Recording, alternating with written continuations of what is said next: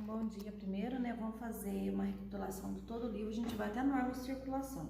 Se der, a gente vai até o resto, tá? Então, aí a gente vai mostrando as principais partes do livro, aí vocês vão acompanhando. Na página, no comecinho do livro, aí a primeira sigla importante para nós é o CTB. E ela tem uma questãozinha que cai na prova. O que é o CTB? O CTB é o Código de Trânsito Brasileiro. O que é isso? É um conjunto de leis de trânsito que vai reger todo o nosso SNT, que é outra siglinha importante também. O que é o SNT? Sistema Nacional de Trânsito. Ele é o conjunto de órgãos de trânsito e ele se divide em 4 partes. Então, nosso Sistema Nacional, ele tem órgãos normativos, que criam normas, executivos, que vai executar as normas que o CONTRAN criou, né, que o normativo criou. Tem os fiscalizadores e o recursal. São divididos em 4 partes. Os órgãos normativos, eles criam normas, criam leis e criam câmaras temáticas. O que é uma câmara temática? É uma reunião, é como se fosse uma reunião onde várias pessoas ligadas ao trânsito se reúnem para fazer alguma melhoria na lei de trânsito aí que é no CTB. Então essa reunião chama câmara temática e é o CONTRAN que cria. Então se perguntar quais são os órgãos normativos, começa com C, CONTRAN, CETRAN e o CONTRANDIF. O maior deles é o CONTRAN, que é o nacional, que é o Conselho Nacional de Trânsito. Ele cria normas, ele cria leis, ele cria câmaras temáticas e é o máximo do normativo. Os órgãos executivos, eles vão fazer valer a lei que o CONTRAN criou. Então esses órgãos começam com D, é o DENATRAN, DETRAN, o DENIT e o DR. O DENATRAN é o órgão máximo do executivo. O CONTRAN cria, o DENATRAN manda fazer valer. E tem uma perguntinha que está no simulado de vocês aí, que fala assim, qual é o órgão que mantém o RENAVAN organizado? Ele tem muitas atribuições e uma delas é manter o RENAVAN organizado. E qual órgão que é esse? É o DENATRAN, que é o Departamento Nacional de Trânsito. O DETRAN, ele é dos estados, ele é o estadual, então ele vai fazer o quê? Ele vai emitir as habilitações, é ele que aplica o exame prático, é ele que aplica o exame teórico, é ele que recicla os infratores, é o DETRAN. O DENIT, ele pensa na infraestrutura das vias, mas na prova não costuma cair sobre ele. E o DR é o órgão fiscalizador rodoviário. Então, se perguntar qual é o órgão fiscalizador rodoviário federal, falou rodoviário, não pense que é a polícia. É o DR, que é o Departamento de Estradas e Rodagem. Ele vai fiscalizar as rodovias federais e estaduais. Para ser a polícia rodoviária, tem que ter lá na frase qual é o órgão que fiscaliza e patrulha as rodovias federais e estaduais. Aí sim é a Polícia Rodoviária Federal. E o único órgão recursal que tem é a JARI, que é a Junta Administrativa de Recursos de Infração. Quantos dias eu tenho para indicar o infrator? Eu tenho 30 dias para indicar o infrator. Quantos dias eu tenho para recorrer uma multa? Também 30 dias. Agora, para ser notificado, eu tenho até 180 dias para ser notificado. Caso eu não seja notificado em 180 dias, a minha infração vai perder o valor e vai ser arquivada, vai ser engavetada, né? Some do sistema. Esses aí são os órgãos de trânsito todos. O único que eu não falei foi da prefeitura. Por exemplo, um veículo de tração animal, uma carroça, uma charrete ou um carro de boi trafegar nas vias, a ordem tem que vir da prefeitura ou do município. Ela também é um órgão executivo. Então, nas últimas provas não tem caído sobre os órgãos de trânsito, mas vai que na de vocês vai cair. Então já tá um resuminho desse pedaço aí. No processo de habilitação, para eu poder me habilitar, eu preciso de 4 requisitos. Eu tenho que ser maior de que idade? 18 anos. Eu tenho que saber ler e escrever, não exige escolaridade. E eu tenho que ser penalmente imputável na forma da lei. O que é penalmente imputável? Responder pelos atos. E eu tenho que ser... O que mais? Tem que ter uma pessoa com documentos, tendo documentos de RG e CPF. É os 2 documentos que a gente precisa. Esse processo fica ativo no sistema por quanto tempo? 1 ano, 12 meses. Então, vocês têm 12 meses para poder tirar a habilitação. E para isso, passa por 3 etapas. A primeira etapa todo mundo passou, foi o médico e o psicotécnico. A segunda etapa é a que a gente está hoje, que é a parte o quê? Teórica. Então, aqui a gente tem o curso teórico e vai ter o exame teórico daqui a uns dias. Né? Vai ter um amanhã e daqui 14 dias vai ter mais um. Depois dessa etapa, a última etapa é a parte prática, onde vai ter o curso prático e o exame prático. Aonde que fica registrados todos os dados de um candidato? É no RENASH. O RENASH é o Registro Nacional de Carteira de Habilitação ou de Condutores Habilitados. Cada um de nós tem apenas um RENASH, é o número da nossa habilitação. E a BINCO é o cadastro do índice da habilitação. Pela BINCO, a gente consegue ver quais cursos os condutores têm, qual autoescola mais aprova. Então, a gente vai ver o índice da habilitação, a gente consulta a BINCO, que é a Base Índice Nacional dos Condutores. Nós aqui que ministramos aula para vocês, tanto da parte teórica como da parte prática, o que nós somos? Instrutores. Mas quem que aplica exame? Examinadores. Os examinadores aqui em Minas são todos da onde? Da Polícia Civil. Nos outros estados não tem essa obrigatoriedade. Toda vez que a gente abre a aula e fecha uma aula, a gente usa a imagem biométrica, né? Quem está presente aqui é biometria e quem está fazendo remoto vai pegar a facial da pessoa. Essas imagens vai parar em qual banco de dados? Então vai para o banco de dados da Polícia Federal e do Detran. Então vai para lá esse banco de dados, essas imagens vão para esse banco de dados. O curso teórico, ele tem 45 horas aula, sendo 18 de legislação, 16 de direção defensiva, 4 de primeiros socorros, 4 de meio ambiente e cidadania e 3 de mecânica, totalizando 45. A provinha do Detran, que vai ser amanhã uma delas, né? Ela vai ter uma duração de 1 hora de prova. Para responder 30 questões, eu tenho que acertar 70% da prova. Isso dá 21 questões, 21 pontos. Passei pela prova teórica, vou começar a fazer a parte prática. Como que chama a autorização para fazer aula prática e exame prático? Vai ser emitido para vocês um documento. Que documento que é esse? Isso. LADV ou LADV. A LADV é a licença de aprendizagem da direção veicular.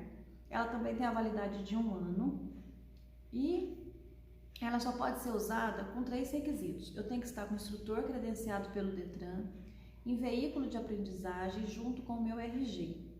Então, caso o candidato, seja pego dirigindo sozinho, treinando em veículo próprio, desacompanhado do instrutor, a LADV vai ser o quê? Ela vai ser suspensa por 6 meses. LADV não pode ser? Ela só pode ser suspensa por 6 meses. Fez essa autorização, vai cumprir a carga horária do curso prático. Qual é a carga horária do curso prático? 20 horas aulas. Quantas no período noturno?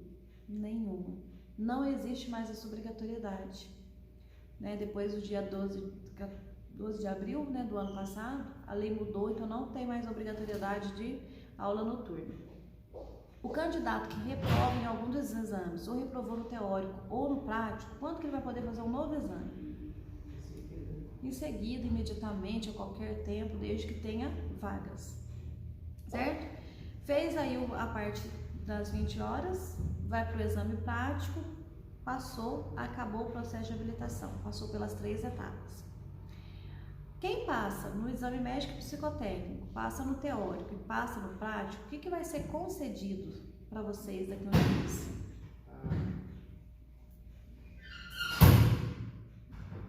A PPD. O que significa PPD?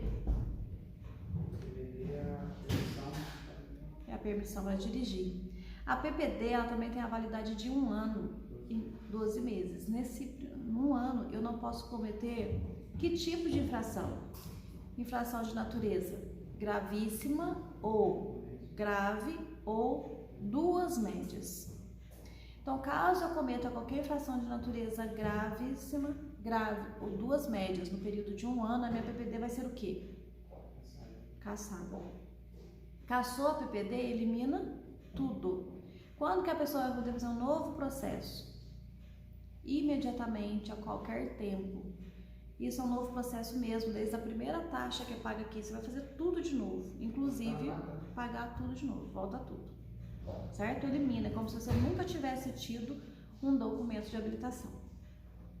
Agora, se caso cassar a CNH, aí eu tenho que esperar para fazer um novo processo 2 anos. PPD, imediatamente. CNH, 2 anos.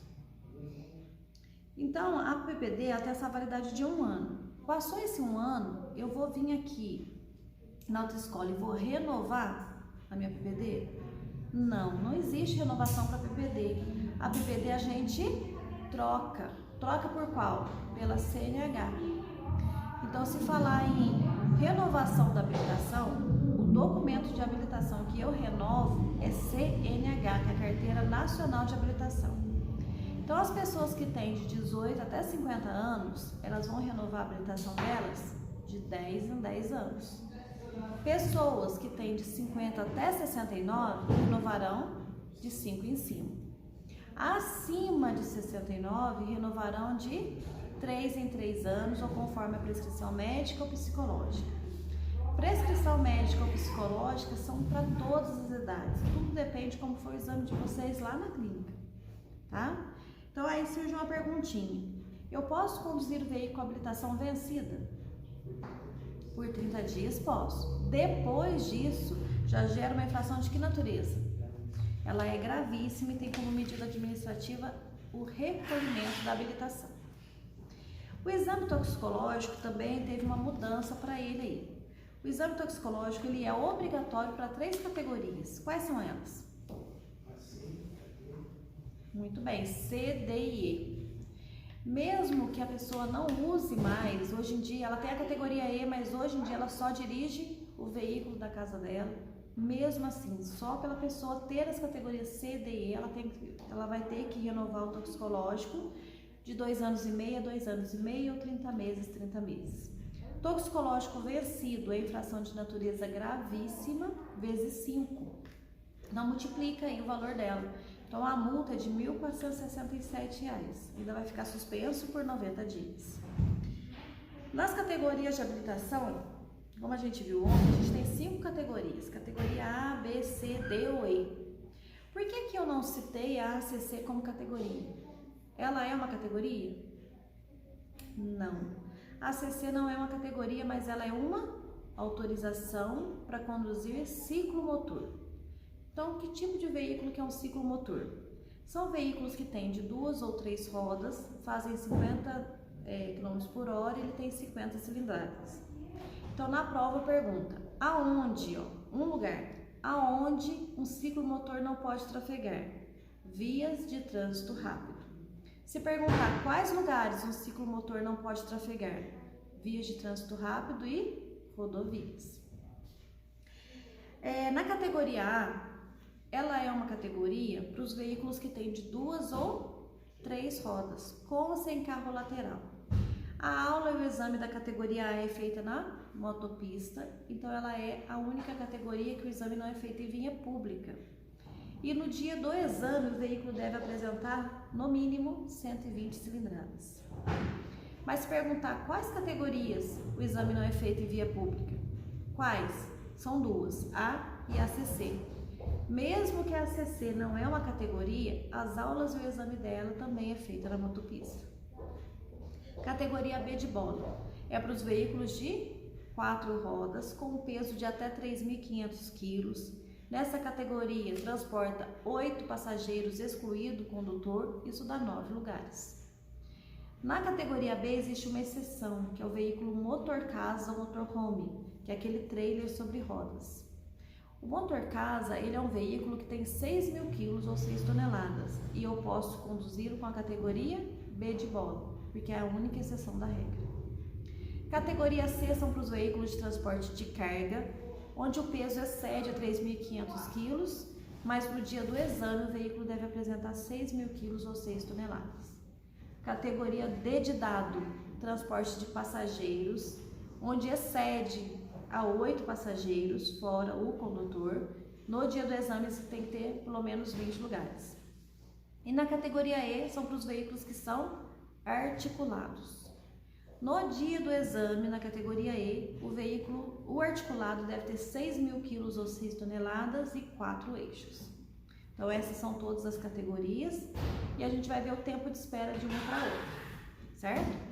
De A para B ou de B para A, o tempo é livre, eu não preciso esperar nada. Chegou meu PPD hoje da A, eu posso vir aqui amanhã e adicionar a B? Posso começar o processo de adição. Em adição de categoria, eu faço 15 aulas práticas. Mudança é quando eu tenho a B e vou mudar para as próximas. B, da B para C, da C para D e assim por diante. É mudança de categoria. Na mudança, a gente faz 20 aulas práticas. Adição é 15, mudança é 20. E quanto que tempo de espera de uma para outra? De B para C, eu espero 1 ano. De C para D, 1 ano. De D para E, 1 ano. De B de bola para D de dado, pode? Pode, mas eu espero 2 anos. E de C para D, a gente espera 1 ano. E de C para E, 1 ano. Então aí tem uma perguntinha. Na categoria E, qual é o requisito mínimo? Eu já mandei essa pergunta no questionário que eu mandei no grupo, porque cai bastante em prova. Todo mundo fala assim, é aos 21 anos. Não é. O requisito mínimo para mudar para a categoria E de escola é 1 ano na categoria C. Aí tem no questionário que eu mandei para vocês lá no grupo da autoescola. Quem tem a categoria E pode conduzir todos os veículos abaixo? Sim ou não? Não. Exceto qual? Exceto A. Exceto quais? A e a CC. Então não posso. Se eu tenho aí, eu posso conduzir os veículos que estão na D, na C ou na B. Mas se eu for fazer uma adição de categoria, eu quiser conduzir as motocicletas e similares, aí eu tenho que fazer uma adição de categoria, certo? Na classificação dos veículos, vocês vão memorizar a siglinha TEC. O que está no TEC?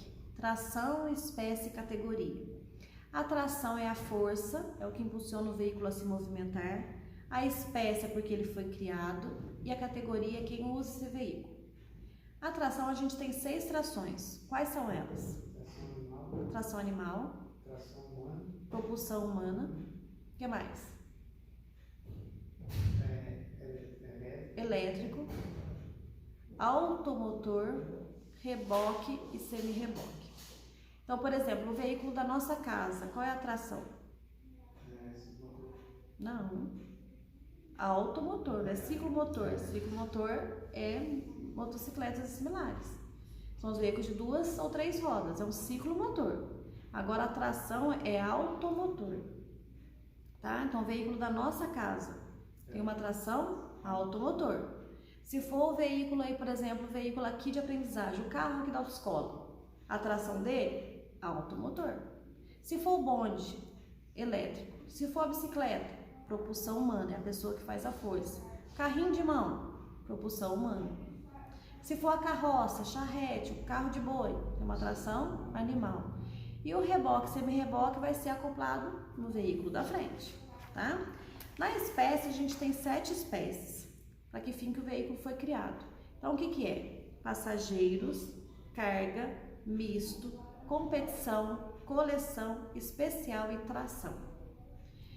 No passageiro, tem o veículo da nossa casa, a motocicleta, a bicicleta, carga, o caminhão, carrinho de mão, a carroça, a caminhonete, misto, são as caminhonetas. O que é um veículo misto? Transporta carga e passageiro no mesmo compartimento. Competição, são os carros de corrida, de rally. Especial, carro da polícia, bombeiros, ambulâncias. Tração, são os tratores, trator de roda, trator de esteira. E também tem o de coleção, que é o veículo que permanece no original por mais de 30 anos. Então essas são as espécies. Então tem que dar uma olhadinha em todos os exemplos que tem no livro aí, porque na prova pode aparecer qualquer um. Então a gente tem que saber a função de cada veículo. E aí, quando apareceu o veículo misto, apareceu caminhonete e caminhoneta. Então tem uma diferença das duas. A caminhonete é um veículo de carga. Caminhonete, carga. Caminhoneta, misto. Um exemplo de uma caminhonete, a Toyota, a F4000. Caminhoneta, tem a Hilux, a Toro, a Saveiro, são caminhonetas, que aí vai transportar carga e passageiro para o mesmo compartimento. Categoria, a gente tem mais do que está no livro. Então a gente tem a categoria do que? Particular, aluguel, aprendizagem, missão diplomática, repartições consulares, oficial, do representante, do fabricante, de experiência e de aprendizagem. A gente tem um monte de categoria. O veículo aqui da autoescola, quanto à sua categoria, é um veículo de aprendizagem. O táxi, quanto à sua categoria, é um veículo de aluguel. O carro da nossa casa, quanto à sua categoria, é um veículo particular. Então, também dá mais uma verificada em todos os exemplos que tem aí, porque pode cair qualquer um deles, né? Na identificação dos veículos, os veículos são identificados de duas formas, interno e externo. Interno, a gente acha a numeração do nosso veículo no chassis e nos vidros. E externo, eles são identificados pelas placas. Aí caiu uma perguntinha na prova, que eu acho que foi falta de interpretação. Porque perguntou lá, quais veículos usa placa só na traseira? Então, quais veículos usam placa na traseira? Motocicletas e similares. Veículos de 4 rodas ou mais têm placa na dianteira e traseira. E uma questãozinha que pode ser que apareça na prova. Qual é a cor da placa do veículo de aprendizagem? O veículo aqui da autoescola. Vocês vão fazer, malucos? Tem que procurar aqui no negócio. No veículo de aprendizagem, então ele tem a placa de fundo branco com as escritas, os caracteres vermelhos. Pode ir lá? E aí apareceu nesse pedaço da identificação aí o Renavan. Lembra que a gente viu que o RENACH é o Registro Nacional dos Condutores Habilitados? No Renavan é o Registro Nacional dos Veículos Automotores. Cada veículo tem apenas um número de Renavan. O órgão que mantém o Renavan organizado é o Denatran e a gente paga o Renavan no banco. Nas dimensões de um veículo simples, ele tem 2,60 de largura, com 4,40 de altura e até 14 metros de comprimento. Essa metragem, essa dimensão, esse tamanho cai em prova? Geralmente não. Na prova pode ser que apareça quando a gente precisa de um veículo que ele é fora do padrão. Para trafegar com um veículo que vai fazer uma carga indivisível, por exemplo, vou transportar uma asa de avião. Essa carga não se divide e esse veículo então tem que ser fora do padrão normal. O que ele precisa? Aí ele vai precisar de uma AET. O que é a AET? Autorização especial de transporte ou de trânsito. Então esse veículo vai usar essa autorização, ele vai ser auxiliado, né, para ele trafegar em determinadas vias, porque existem alguns lugares que esse veículo não vira. Então essa AET pode ser que apareça na prova. Na página 17 aí fala sobre os documentos de porte obrigatório para conduzir o veículo. Então os documentos de porte obrigatório são dois, a habilitação e o licenciamento. Pode aparecer assim, como habilitação e licenciamento, e pode aparecer 4 siglas. Se for as 4 siglas, vai ter que ter na prova lá ACC, PPD, CNH e o CRLV, que é o Certificado de Registro e Licenciamento do Veículo. Esses documentos são de porte obrigatório. Deixar de portar documentos de porte obrigatório é infração de natureza leve. Recusar a entregá-la é gravíssimo. Esqueci, leve. Recusar a entregar, gravíssimo. Documentos assim são só aceitos no original, então eu não posso tirar xerox, não posso fazer uma fotocópia, nada disso. Mas se eu baixar no celular, no formato eletrônico, ele também é válido como documento original. Agora, o CRV, que é o Certificado de Registro do Veículo, que é o recibo, não é documento de porte obrigatório, mas o recibo tem que ser emitido um novo recibo em 4 casos de mudança. Quando eu mudo o quê? Quando eu mudo de proprietário, quando eu mudo de residência, quando eu mudo de característica e quando eu mudo a categoria. O que é isso? Mudei de proprietário, comprei o veículo. Quantos dias eu tenho para transferir esse veículo para o meu nome? 30 dias. Se eu não transfiro em 30 dias, é infração de trânsito. É infração de natureza média. Característica. Eu tenho um veículo azul, quero pintar de rosa. Tem que constar no documento dele essa mudança. Categoria. Comprei um veículo particular e agora vou trabalhar como um taxista. Esse veículo vai deixar de ser particular e vai virar um veículo de aluguel. E município. Toda vez que a gente troca município, cidade, residência, a gente tem que constar no documento. O seguro DPVAT, que é aquele seguro obrigatório, ele cobre 3 fatores e não cobre 4. O DPVAT, ele é um seguro que vai pagar danos pessoais causados por veículos automotores de via terrestre. E ele cobre 3 coisas. Ele cobre o quê? Em caso de morte, em caso de invalidez e em caso de despesas médicas. Em caso de morte, o DPVAT paga R$ 13.500 de forma individual. Se morreu 5 pessoas no acidente, R$ 13.500 para cada uma delas, por cada uma delas. No caso de invalidez, podendo chegar a R$ 13.500, existe invalidez parcial e total. Em caso de despesas de assistência médica suplementares, que é os DAMEs, o DPVAT paga até R$ 2.700. E ele não cobre 4 fatores. Ele não cobre se for um veículo estrangeiro em circulação no Brasil, ele não cobre se for um ato ilícito, que é roubo ou furto, ele não cobre um dano material ou moral e ele também não cobre um veículo que for um acidente causado por um veículo que não seja automotores de via terrestre. Caiu um helicóptero no meio da rodovia, morreu todo mundo que estava no helicóptero. O DPVAT vai pagar alguma coisa? Não. Caiu na rodovia, mas esse veículo não é de via terrestre. Tá? Então, tem outros seguros que vai pagar por isso, mas não é o DPVAT. Em equipamentos obrigatórios, um que cai bastante em prova é equipamento obrigatório para um veículo reboque e semi-reboque. Para os reboques e semi-reboque, equipamento obrigatório é o protetor das rodas traseiras. Para nós aqui é o para-barro, mas é os protetores das rodas traseiras. As bicicletas também têm equipamentos obrigatórios para elas. Então, os veículos aí de propulsão humana, as bikes, né, as bicicletas, ela tem que ter retrovisores. Mas retrovisores de ambos os lados? Não, é só do lado esquerdo. Tem que ter buzina ou campainha? Campainha. Faixas refletivas nos pedais e nas rodas. E ela tem que ter luz branca ou amarela na dianteira e vermelha na traseira.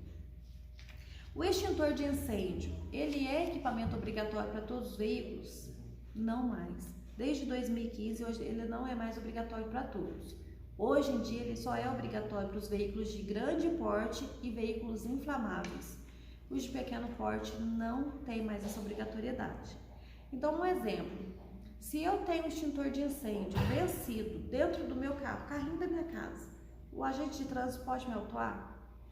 Não. Por quê? Porque para o meu veículo ele não é mais obrigatório. Transportar crianças menores de 10 anos no banco dianteiro do veículo ou na garupa da motocicleta é infração de natureza gravíssima. Aí tem uma perguntinha que fala assim na prova: quando que eu posso transportar menor de 10 anos no banco dianteiro? Em caso de caminhonete. Então, se eu tenho só uma Toyota, eu uso essa Toyota para tudo.